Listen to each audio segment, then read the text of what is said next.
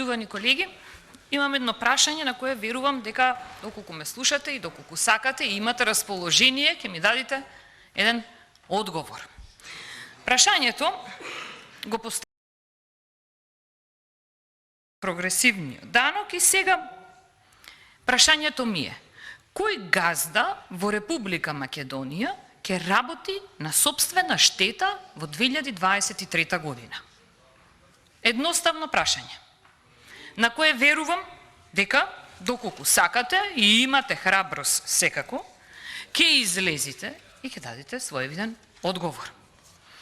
Зошто го велам ова? И зошто е ова прашање? Бидејќи знам дека ќе молчите. Кога ќе стане и кога ќе дојде моментот за да се гласа од ваша страна, вие ќе го поддржите она што владата го кажува. Секогаш било така и сега ќе биде повторно исто. Прашањето е зошто молчите? Зошто ова денешно одбивање на овој амандман ќе значи за вас, за власта, повеќе пари? Повеќе пари за што? За расипничко владење во Република Македонија? Повеќе пари да се даваат на електростопанство, на ЕСМ, да се покрива недомакинското, нетранспарентното работење?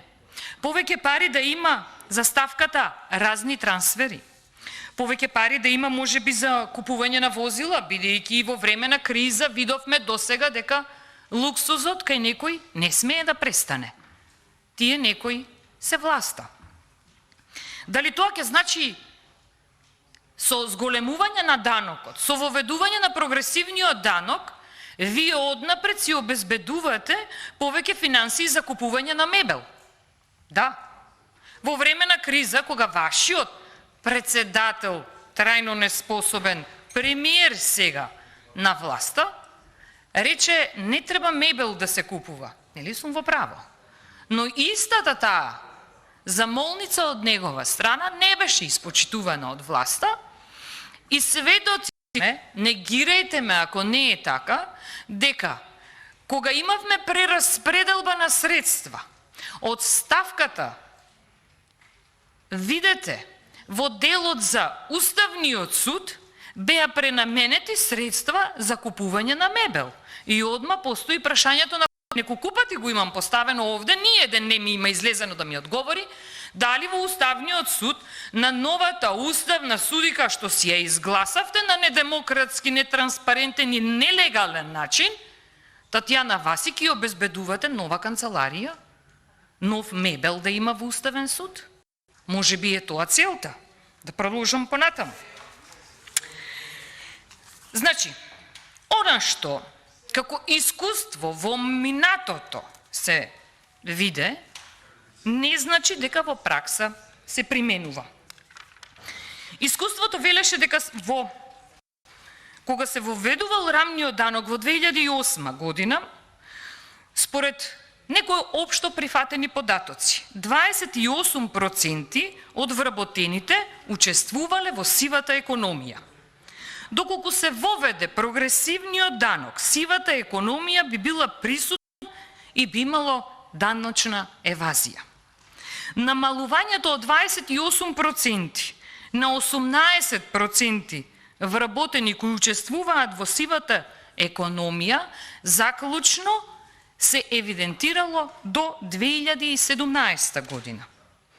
Тоа било еден своевиден позитивен тренд кој статистички гледано од прилика негде околу приближно 3% на годишно ниво се намалувало учеството на вработени во сива зона заради одредени даночни реформи кои своевидно тогаш биле на сила. Што придонесувал рамниот данок? Што би придонесувал и даночните ставки кои би биле поатрактивни во јавноста, би придонесувале на директни инвестиции, со што ќе отвараат нови работни места.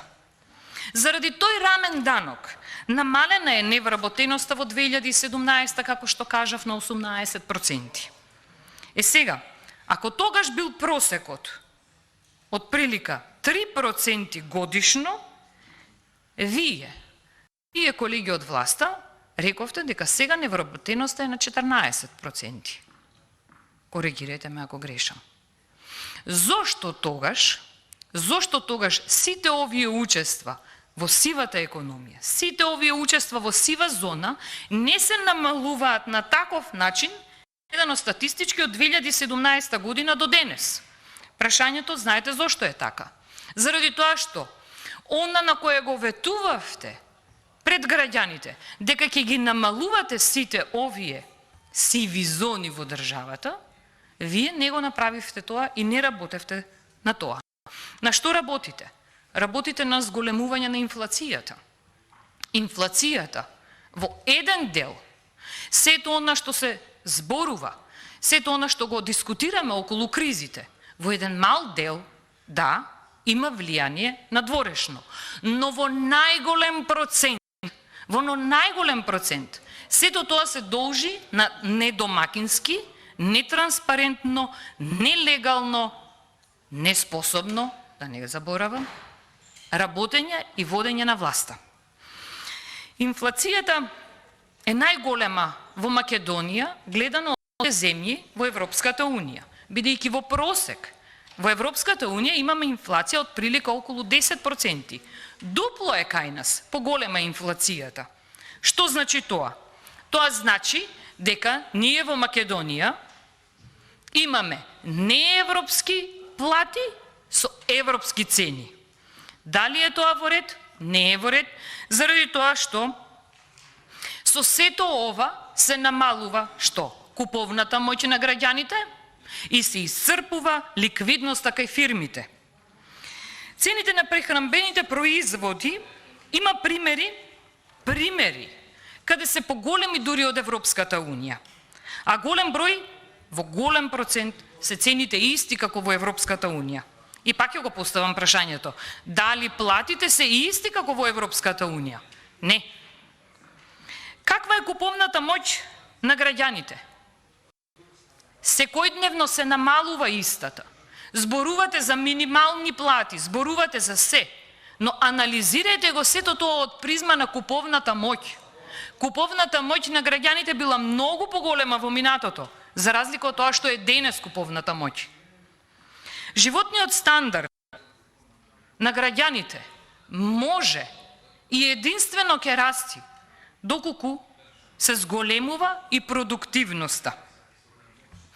Ако се зголема продуктивноста и ако се воведуваат реформи и политики од страна на власта, ќе зголемуваат продуктивноста, тогаш да, можеби и ќе се зборува за тоа дека во Македонија има поволни услови за развој на, продуктивноста кај одредени фирми, тоест кај сите. За тоа да се направи, не треба да се воведуваат реформи како што е плаќање на повисоки даноци на личен доход и со тоа пониски плати за некои вработени. Каде што ќе се плаќаат повисоки даноци за рента, за изнаемување, кој ќе падне на терет на закупецот, нека биде. Ќе се плаќа данок на камати на депозити, ќе се плаќа повисок данок на дивиденда. И сето ова нема да донесува до голема продуктивност. Туку напротив, ќе има продуктивност само во еден обичен дел, а тоа ќе биде делот на расипничко и нетранспарентно, недемократско работење, каде што одредена структура во власта ќе ги полни своите џебови, а останатите, народот, ќе гледа единствено само сиромаштија. Даночната реформа, која ја воведувате од 1. јануари 2023 година е катастрофална. Борба со сива економија нема да има. Правите простор за зголемување на сивата економија, што лично не е убаво да го поддржувате и да го протежирате во иднина. Ви благодарам. Ви благодарам и на вас. За реплика е пријавен